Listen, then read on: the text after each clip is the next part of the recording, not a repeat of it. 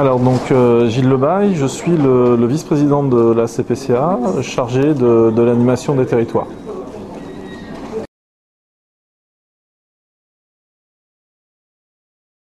Alors ce que je retiens de cette journée, la première, c'est la confirmation de la très grosse inquiétude du monde associatif sur la réforme des collectivités.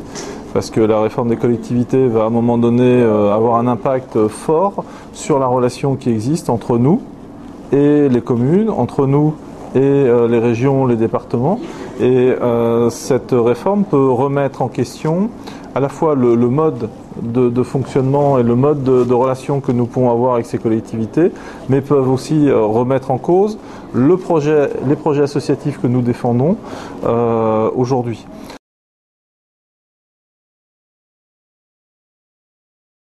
La première chose, c'est la suppression aujourd'hui de la clause générale de compétence, c'est-à-dire c'est à un moment donné la capacité d'une collectivité à mener une politique publique en fonction des besoins de son territoire. Et cette clause permet aujourd'hui à l'ensemble des acteurs associatifs d'aller rencontrer une collectivité et de dire voilà, il y a tel et tel besoin sur mon territoire, on peut le financer, on peut à un moment donné travailler dessus.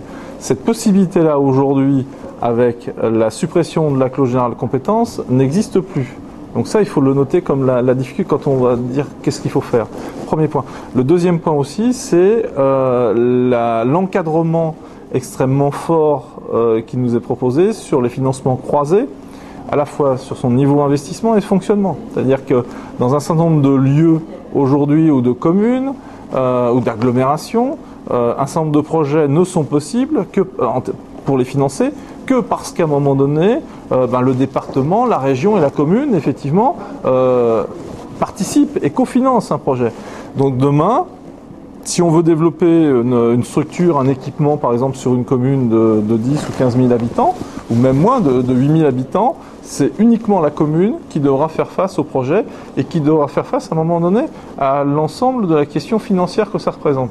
Et ça, aujourd'hui, en termes d'aménagement du territoire, en termes de services publics et de services pour répondre à des besoins des habitants, tout le monde va être en difficulté, aussi bien la collectivité, puisqu'elle a des électeurs qui ne comprendront pas pourquoi à un moment donné il y a moins de services sur son territoire, et les associations par définition, puisqu'elles ne pourront plus développer, elles ne pourront plus expérimenter ou innover, comme à un moment donné c'est l'essence même du secteur associatif.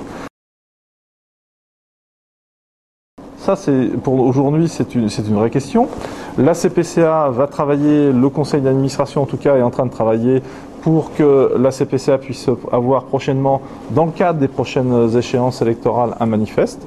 Et il me semble que donc la question de ce lien avec les collectivités et comment on peut travailler fera l'objet à un moment donné d'un des chapitres de ce manifeste. Voilà. Donc on a besoin, nous, là aujourd'hui, de revoir l'ensemble des coordinations, et ça c'était intéressant parce que aujourd'hui c'est les coordinations qui ont pris la parole, c'est pas seulement la CPCA.